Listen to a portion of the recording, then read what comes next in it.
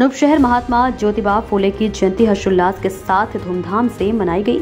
छोटी काशी अनूप शहर स्थित मोहल्ला नेहरूगंज के सैनी वाटिका में सैनी समाज ने ऑल इंडिया सैनी सेवा समाज की प्रदेश अध्यक्ष बबीता सैनी के नेतृत्व में महात्मा ज्योतिबा फूले की जयंती हर्षोल्लास के साथ धूमधाम से मनाई गई। कार्यक्रम के अध्यक्ष टेकचंद सैनी, संचालक गौरव सैनी ने किया। प्रदेश अध्यक्ष बबीता सैनी ने महात्मा ज्योतिबा फूले के जीवन पर प्रकाश डालते हुए कहा, समाज को शिक्षित होना जरूरी है। प्रत्येक विषम परिस्थितियों में अपने अपने बच्चों को शिक्षा अवश्य दिलाएं। प्रत्येक नर नारी का विकास शिक्षा से होगा। रजनी सैनी ने कहा कि महात्मा ज्योतिबा फूले ने दलित एवं पिछड़ी जातियों की महिलाओं को शिक्षा दिलाने का काम जो किया है वह सराहनीय है। हम इनके ऋणी हैं। महिलाओं के लिए जगह जगह विद्यालय खोले, जन जागरूकता किया। टेकचंद सैनी ने अपने संबोधन में कहा, समाज के गरीब बच्चों को पढ़ाने के लिए सैनी समाज अपने कर्तव्य का पालन करेगा और संगठन को मजबूत एवं विस्तार करने का आह्वान किया। शेख रईस पूर्व जिला पंचायत ने महात्मा ज्योतिबा फूले एवं फातिमा शेख के जीवन पर प्रकाश डालते हुए कहा,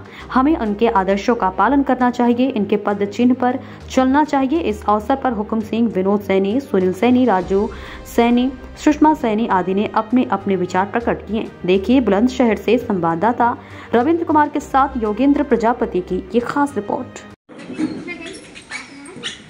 मैडम, सबसे पहले आप अपना नाम और पता बतलाएं। मेरा नाम बबीता सैनी है और मैं ऑल इंडिया सैनी सेवा समाज की प्रदेश अध्यक्ष हूँ उत्तर प्रदेश की। तो ऑल इंडिया सैनी समाज सेवा द्वारा ये सैनी वाटिका में कार्यक्रम हो रहा है महात्मा ज्योतिबा फूले का, तो इस पर आप क्या कहना चाह रहे हैं? मैं यही कहना चाहती हूँ कि 19वीं शताब्दी में महात्मा ज्योतिराव फूले जी ने जन्म लिया और जन्म लेने के पश्चात एक आम व्यक्ति की तरह उन्होंने जीवन नहीं जिया, बल्कि उन्होंने अपने समाज दलितों और पिछड़ों को का उत्थान करने के लिए, जहाँ दलितों और पिछड़ों को शिक्षा का अधिकार ही प्राप्त नहीं था, वहाँ महात्मा ज्योतिराव फूले ने दलितों और पिछड़ों को वो शिक्षा का अधिकार दिलाने के लिए भरसक प्रयत्न किया। बहुत सारी समाज की उच्च जातियों की प्रताड़ना सही, लेकिन उसके बाद भी वो और उनकी पत्नी माता सावित्रीबाई फूले, जिनका जन्म 3 जनवरी को हुआ था, वो उन्होंने प्रयास करना नहीं छोड़ा और उन्होंने इतना प्रयास किया कि उस समय जहाँ दलितों और पिछड़ों की शिक्षा का कोई प्रावधान नहीं था, वहाँ बेटियों के पढ़ने का तो कोई प्रश्न ही नहीं उठता। उन्होंने प्रयास किया, पहले अपनी पत्नी माता सावित्रीबाई फूले को शिक्षित किया, उसके पश्चात उन्होंने कुछ ऐसे विद्यालय खोले जो बेटियों के लिए थे, जिसमें बेटियाँ शिक्षा ग्रहण कर सकें और समाज में अपना एक अस्तित्व बना सकें। तो मैं ये मानती हूँ कि 11 अप्रैल आज हम ये जो मना रहे हैं, इसको हर एक व्यक्ति को कम से कम याद करना चाहिए, क्योंकि केवल अपने दलित और पिछड़े समाज का ही दायित्व नहीं बनता है, बल्कि हर एक समाज के व्यक्ति को इनको याद करना चाहिए, इनको श्रद्धांजलि देनी चाहिए और इनकी विचारधारा को पे चलना चाहिए, जिससे कि क्योंकि उन्होंने बेटियों के लिए किया है, ना कि किसी एक स्पेशल एक विशेष समाज के लिए ये किया। उन्होंने हर एक समाज की बेटी को शिक्षा मिले, उन्होंने इसका भरसक प्रयत्न किया और जिसका नतीजा है कि आज हमारे समाज की, हर एक समाज की, सर्व समाज की बेटियां पढ़ लिख करके अच्छे अच्छे पदों पर आसीन हो रही हैं। अभी आपने खबरों में पढ़ा भी होगा, नम्रता जी ने SDM का पद अभी पास किया है, परीक्षा पास की है। तो ये एक छोटी बात नहीं है, आज हमारी बेटियां पढ़ पा रही हैं, तो इसका पूरा का पूरा श्रेय महात्मा ज्योतिराव फूले जी और माता सावित्रीबाई फूले जी को जाता है। तो मैडम, ये जयंती आप महात्मा बाई फूले की जो मना रही है, कौन सी है? कौन सी जयंती मना रही है? 196वीं जयंती है। 196 है। तो और समाज के लिए क्या संदेश देना चाह रही हैं सबसे अवसर पर? मैं समाज को ये संदेश देना चाहती हूँ आज आपके माध्यम से कि चंद पैसों के लिए बेटियाँ शिक्षा ग्रहण करने से चूके नहीं।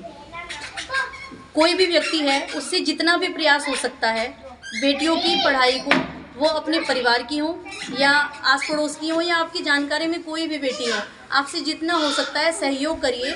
बेटियों को शिक्षा ग्रहण करने से रोके नहीं, उनको शिक्षा ग्रहण करके उन्हें भी जैसे हर कोई इस खुले आसमान में अपने जीवन को जी रहा है, उन बेटियों को भी पूरी आज़ादी दी जाए, ताकि वो भी कुछ अच्छा करके, शिक्षा ग्रहण करके अच्छे पदों पर जा कर के कार्य कर सके और अपना एक व्यक्तित्व, अपना लोहा मनवा सके समाज को। तो आपका संगठन समाज को शिक्षित करने के लिए क्या क्या कार्य कर रहा है?